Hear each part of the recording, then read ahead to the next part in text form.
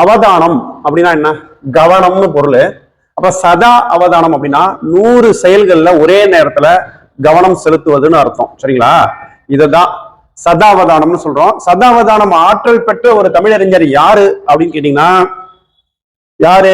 சைக்கு தம்பி பாவலர். சதாவதானம் செய், அதாவது 100 செயல்களை செய்க்கு தம்பி பாவலர். தூத்துக்குடியில் இவர் பணியாற்றிய பொழுதுதான் தமிழ் இலக்கிய கழகம், என்ன கழகம்? தமிழ் இலக்கிய கழகம், தமிழ் லிட்ரேச்சர். சரிங்களா? இந்த மாதிரி ஒரு அமைப்பை வந்து உருவாக்குனது யாருன்னு கேக்குறாங்க. தமிழ் இலக்கிய கழகம் தனிநாயகம் அடிகள். தமிழ் இலக்கிய கழகம் தனிநாயகம் அடிகள் உருவாக்கி இருக்கிறாரு. இவர் எங்க பணியாற்றினாரு? தனிநாயகம் அடிகள் தூத்துக்குடியில் தனிநாயகம் அடிகள் பணியாற்றிய பொழுதுதான் உருவாக்கின இயக்கம் தான் தமிழ் இலக்கிய கழகம். கன்னியாகுமரி இடலாக்குடி, இதுதான் வந்து அவருடைய பிறந்த ஊரு. இடலாகுடியில் பிறந்தவர் யாருன்னு கேட்டா செய்கு தம்பி பாவலர். இடலாகுடி செய்கு தம்பி பாவலர்னு சொல்லப்படுது.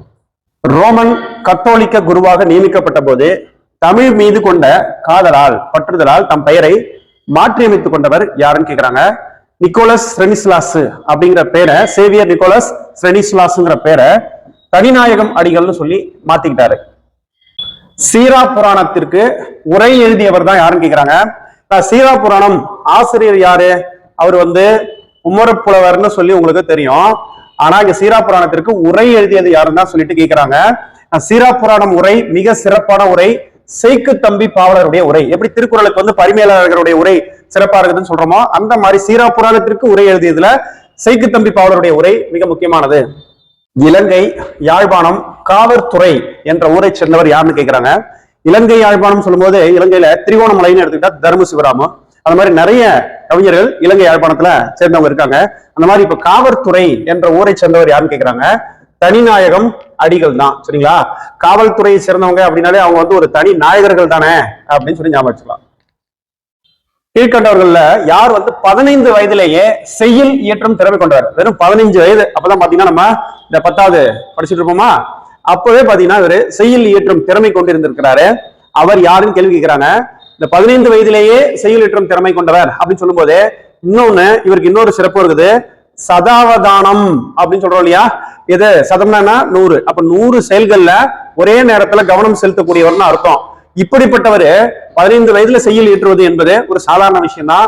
அப்படிப்பட்டவர் யாருன்னு கேக்குறாங்க பாருங்க. செய்கு தம்பி பாவலர். செய்யுள் இயற்றும் செய்கு தம்பி பாவலர். சேவியர் நிக்கலஸ் ஸ்ரெனிஸ்லாஸ் அப்படிங்கிற இயற்பெயர் கொண்டவர் யாருன்னு கேக்குறாங்க.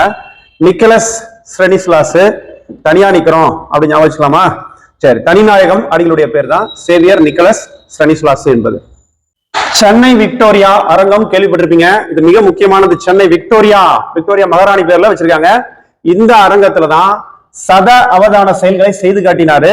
செய்து காட்டி சதாவதான பட்டத்தை 1907 மார்ச் 10 குறிப்பா அப்பதான் வந்து சதாவதான பட்டம் பெற்றார்.